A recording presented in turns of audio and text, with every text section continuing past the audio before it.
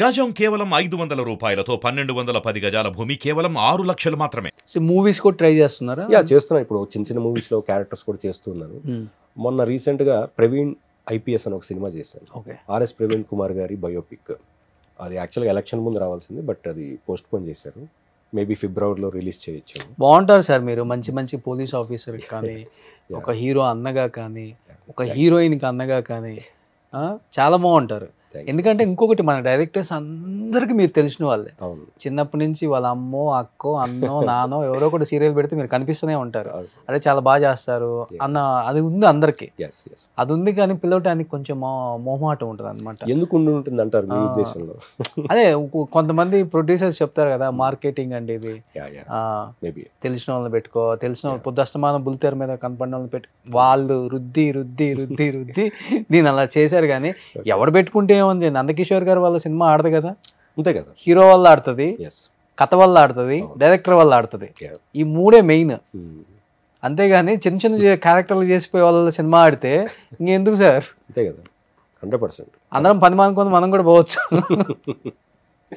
దరిద్రం మన తెలుగు ఇండస్ట్రీలో కొంత ఉంది సార్. హీరోయిన్ వల్ల సినిమా ఫ్లాప్ అయితే ఐరన్ లెగ్ అంట, అదే హీరో వల్ల అయితే ఐరన్ లెగ్ అనం. అంటే కొన్ని చెప్తున్నాను, ఓపెన్గా మాట్లాడుకుంటే మళ్ళీ మనం సంఘ విద్రోహం అవుతాం. సో ఇప్పుడు సోషల్ ఈ ప్లాట్ఫామ్స్ ఎలా అయిపోయినాయంటే, ఒక మాట మనం అన్నది తప్పుగా కూడా తీసేసుకునే అవకాశాలు ఎక్కువ ఉంటాయి. సో సబ్ టైటిల్స్ ఇంకా ప్రమాదకరంగా ఉంటాయి, చెప్పలేము. బట్ 1-to-1 ఇంటరాక్షన్ అయితేనే మనిషి ఎలాంటి వాడు అనేది తెలుస్తుంది. ఈ సబ్ టైటిల్స్ వల్ల హట్ అయ్యేవాడు ఉంటాడు, కానీ మనిషికి లైఫ్ ఇచ్చి ముందుకు వచ్చేవాడు ఎవరు ఉండరు. 100% కరెక్ట్. బరాబర్ మాట్లాడితేనే సొసైటీకి కావాలి సార్. అవును, అట్లా ఉంది. ఏంటి హాబీస్ ఏంటి మెయిన్? ఇంకా నా హాబీస్ అంటే రిలాక్స్ అవడానికి క్రికెట్ మెయిన్. ఎప్పుడైనా ఫ్రీగా ఉంటే క్రికెట్ ఆడతాం. అంటే cricket is such a game, like ఆ గ్రౌండ్లో ఉన్నంతసేపు మనం మర్చిపోతాం మొత్తం ప్రపంచాన్ని. ఎందుకంటే ఆ యాక్టివిటీ అనేది అంత స్ట్రాంగ్గా ఉంటుంది, చాలా ఇన్వాల్వ్మెంట్ ఎక్కువ ఉంటుంది అందరూ. So whenever I am free I like to play cricket అనమాట. ఓకే, కప్పు గెలుచుకొని వచ్చారు కదా? అది మొన్న లాస్ట్ టైం కప్పు కొట్టినప్పుడు. ఇది మీ టీమా sir? CCL Telugu Warriors. CCL team అనేది కూడా తెలుగు వారియర్స్ టీమ్.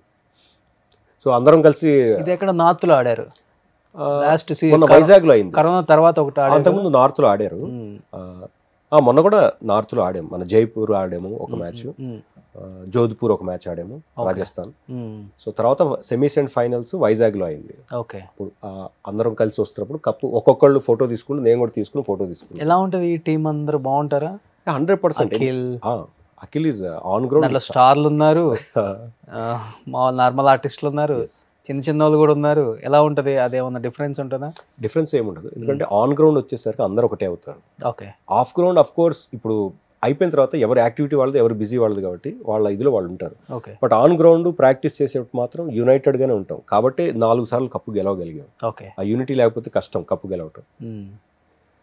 గ్రేట్. అది ఎవరు సార్ హీరోస్లలో మీకు మెయిన్ కొంచెం ఓకే మా నందకిషోర్ మానవుడు అనుకునే వాళ్ళు ఎవరున్నారు? డెఫినెట్ గా వెంకటేష్ గారు, శ్రీకాంత్ అన్నయ్య, తరుణ్ భయ్య, డెఫినెట్లీ వీళ్ళందరూ. మంచు మనోజ్ గారు కూడా మీకు? మంచు మనోజ్ గారితో నేను ఆడలేదు యాక్చువల్గా. అది 2011 ఫస్ట్ ఆడారు మ్యాచ్. అప్పుడు నేను 12 నుంచి ఉన్నాను. ఓకే. ఆ ఫ్యామిలీతో లేదు? లేదండి. వీళ్ళు నలుగురు బాగుంటారు. డెఫినెట్ బాగుంటారు, చాలా బాగుంటారు. ఓకే. మళ్ళీ CCL ఎప్పుడు? మళ్ళీ ఇప్పుడు ఫిబ్రవరిలో ఉంది. ఓకే. ఫిబ్రవరి టు మార్చ్, అంటే ఎవ్రీ వీకెండ్ సాటర్డే సండేస్లో ఉంటుంది మ్యాచెస్. సూపర్. సో ఇంకేంటి, లాస్ట్ అండ్ ఫైనల్గా సంక్రాంతి వస్తుంది. ఈ సంవత్సరం అయినా కానీ 2024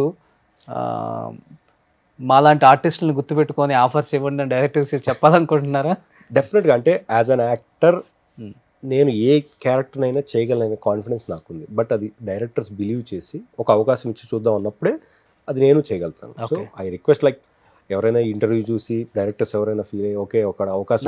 నా ఇంటర్వ్యూస్ చాలా మంది నా డైరెక్టర్స్ అందరూ నా ఇంటర్వ్యూస్ వస్తుంటారు. Thank you. డెఫినెట్గా మంచి అవకాశాలు వస్తాయని నేను నమ్ముతున్నాను. అండ్ ఈ మధ్య స్టార్ట్ అయింది. ఈ ఇంటర్వ్యూతో నాకు తెలిసి డబల్ ధమాకాలాగా ఉంటుందేమో అనిపిస్తుంది నెక్స్ట్.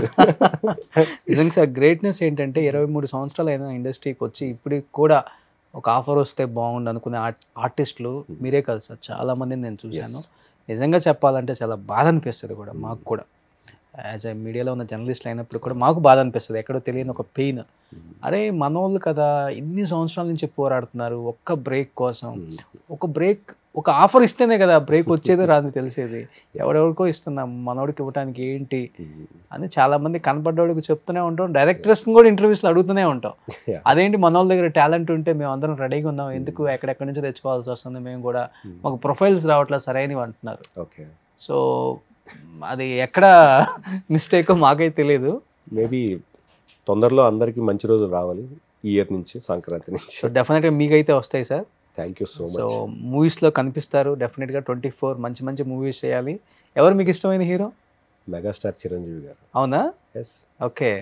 అంటే నాకే కాదు, నాకు తెలిసి నా ఏజ్ గ్రూపు, నా తర్వాత వచ్చిన వాళ్ళు వీళ్ళందరికీ కూడా మెగాస్టార్ ఇన్స్పిరేషన్ ఉంటారు. ఎందుకంటే అంటే ఊహ తెలిసినప్పటి నుంచి హీరో అంటే ఆయనే, మనం చూసిన సినిమాలు. సో కొన్ని లక్షల మందికి ఆయన ఇన్స్పిరేషన్. అలాగే నాకు కూడా. ఆయన సినిమా అలా చూసేస్తూ హైదరాబాద్ వచ్చేసిన వాళ్ళు చాలా మంది ఉన్నారు. నాకు ఇప్పటికీ ఆయన సినిమాలో ఒక మంచి చిన్న రోల్ చేసిన చాలానే ఉంది. ఓకే. ఒక అవకాశం కోసం చూస్తారా? అవునా? ఎస్, డెఫినెట్గా వస్తుంది సార్, హోప్ఫుల్లీ రావాలని కోరుకుంటున్నాను. అండ్ ముందుగా మీకు సంక్రాంతి శుభాకాంక్షలు, మీకు మీ కుటుంబ సభ్యులకి. థ్యాంక్ యూ అండి. అండ్ డెఫినెట్గా మిమ్మల్ని మంచి మంచి సినిమాల్లో ప్రమోషన్కి వచ్చి ఇంటర్వ్యూ చేయాలని కోరుకుంటున్నాను. థ్యాంక్ యూ నందు భయ్య, థ్యాంక్ యూ సో మచ్.